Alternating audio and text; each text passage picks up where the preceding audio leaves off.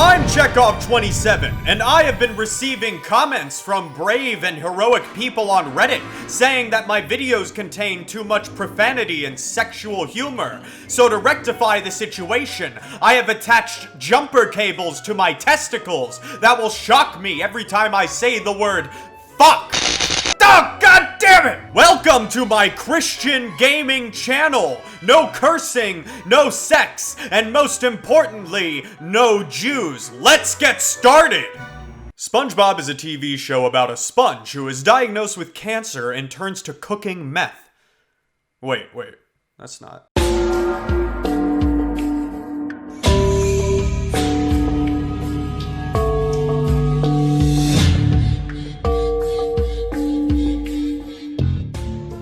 Oh no, this is right. As you can tell, this was one of my favorite shows growing up, and I played the everlasting shit out of Battle for Bikini Bottom, as a lot of people did. So many people, they decided to bring it back to us in all of its collectathon glory. Man, I miss this game. The platforming is so simple but gratifying. The controls feel so good. It's easier now that I'm older, but I 100% get why I loved it as a kid. Any kid would love this game, even today. The biggest leap has been in the graphical department, and my god, look at these colors. I didn't even know some of these existed. What is that?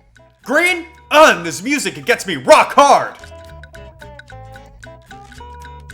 Yeah, that's my fucking jam. Ow! They brought all the audio back from the original game, which is fine. I mean, there's still... SpongeBob, this flapping robot crisis is making the Krusty Krab lose money like a sinking ship. Oh, look how they massacred my boy. The story is simple enough. Plankton releases a bunch of disobedient robots on Bikini Bottom. SpongeBob thinks it's his fault. Hijinks ensue. You play as SpongeBob, Patrick, and Sandy throughout 13 levels, beating up robots, jumping on platforms, and doing some light puzzles in order to collect golden spatulas. Each character can do different things. Sandy can hover and swing, Patrick can lift heavy objects, and SpongeBob has an array of bubble-based attacks. They all control well for the most part, and most of the levels are very fun. The writing is fine and got a chuckle out of me here and there, but I'm mostly just happy to see all the characters and worlds in these beautiful colors. Look at this guy. Stupid fuck.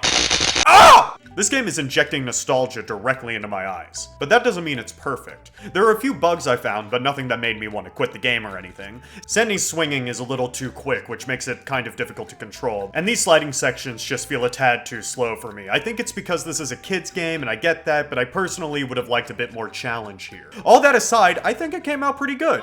Wait, do you hear that? A lot of reviews have come out slamming this game for being a poor remake, as it kept most of the issues that the first game had rather than modernizing it for the current generation. They specifically cite things like having to go to a bus stop whenever you want to change characters, saying that this should have been relegated to a button rather than having to walk for a whole 2 seconds to the bus stop to change characters. But here's the thing. Rehydrated doesn't set out to make a new version of the game, it sets out to bring the original to modern hardware with a graphical improvement. This isn't about turning a 6th generation title into an 8th generation title, it's about bringing the 6th generation title onto modern hardware for accessibility and taking money from our wallets. While it was made with a new engine from the ground up, they didn't strive to change the gameplay too much. Now, depending on who you ask, that might be good or bad. A lot of people seem to think of this as a remake meant to improve the game, and I can understand why some people thought that. However, I saw this as more of a remaster, but having to use a new engine and start from scratch. While they did technically remake it, the goal was not to create a new game. In the sense of recreating the game in a new engine, Purple Lamp Studios did a pretty good job. And to say they didn't bring any quality of life improvements is just wrong. I mean, they put color in the kelp forest, something I never thought I'd see. I mean, kelp forest still kind of blows, but at least there's color. I've also seen people noting abrupt difficulty spikes.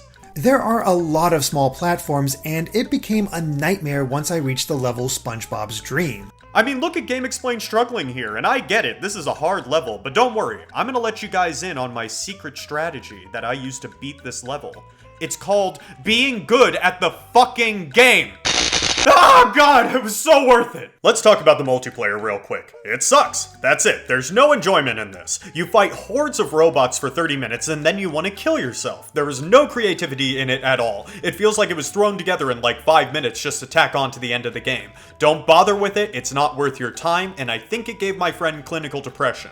just stick to the single player. Putting the multiplayer aside, Rehydrated is a good recreation of the original game.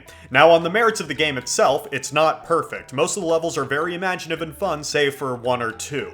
I ran into a few bugs and frame dips, but I imagine they'll be patched out eventually. I'm pretty happy with the game, and while the controls for Sandy's swing are a bit funky, I did get used to it eventually. The game is a little too easy for me. I understand it's for kids, but I would have enjoyed a bit more challenge. It's not the absolute best platformer out there, and I think I still prefer the original, but that's probably just nostalgia.